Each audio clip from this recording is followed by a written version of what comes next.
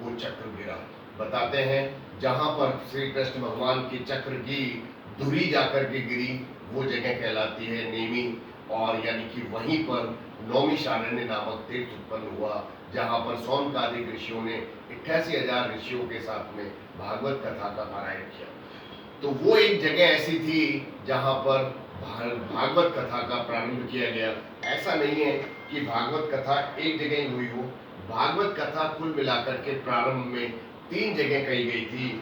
सबसे पहली भागवत कथा कही गई थी शौनकादिक ऋषियों के साथ में नैमिषारण्य में, जहाँ पर चक्र गिरी थी, और दूसरी सुखदेव जी महाराज ने राजा परीक्षित को तक्षक के जो सर्प काटा था उसको श्राप के वजह से उसकी समापन उसके लिए सुविधा के लिए जो है वहाँ पर सौनकादिक सुखदेव जी ने परीक्षित को वहाँ पर कथा ये सुनाई थी। तीसरी कथा मैत्रेयी जी ने विदुर जी को हरिद्वार में सुनाई थी।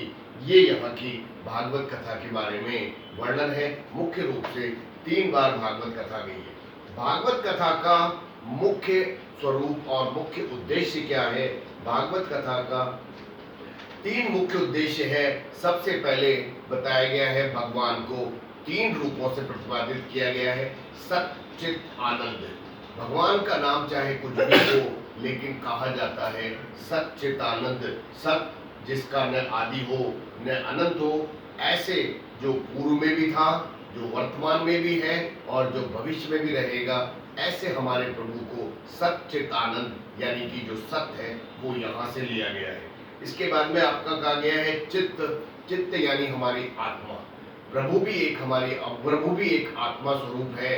हम बचपन में थे तब भी आत्मा स्वरूप थे, हम वयस्क हुए तो भी आत्मा स्वरूप है, और हम बूढ़े हो जाएंगे तो भी आत्मा स्वरूप रहेंगे। यानी कि हम हमेशा वही है जो पहले थे। हमने कभी भी अपने आप को बचपन से जवानी में आते हुए नहीं देखा। हम कभी भी अपने आप को जवानी से प्रौढ़ता में प्रवेश करे नहीं देखेंगे, लेकिन हम तो हम ही हैं। यानी कि आत्मा हमारी वही है जो बचपन में थी, जो प्रौढ़ अवस्था में है और जो बुढ़ापे में है। और तीसरा शब्द है आनंद। सत्य चित्त आनंद। प्रभु की परिभाषा में 3 ही बातें कहेगी। सत्य, प्रभु सत्य हैं, हमारे जन्म से पहले भी थे, हमारे जन्म के साथ भी हैं और हमारे जन्म के बाद भी रहेंगे। ये प्रभु का सत्य स्वरूप है।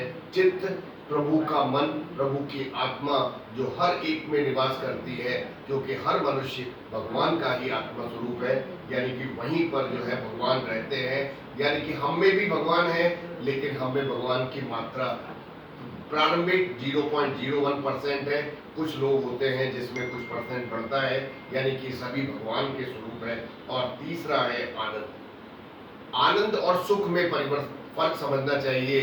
सुख केवल क्षणिक होता है, लेकिन आनंद ऐसा होता है जिसे परिभाषित नहीं किया जा सकता है, वही आनंद होता है। इस भागवत कथा से हमें 3 तरह के तापों से मुक्ति मिलती है।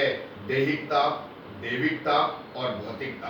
दैहिकता यानी जो हमारे शरीर के रोग हैं, उससे भी हमें भागवत कथा से मुक्ति मिलती है।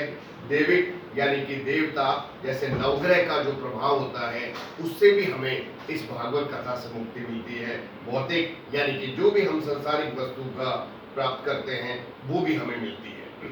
भागवत कथा का बहुत महत्व है और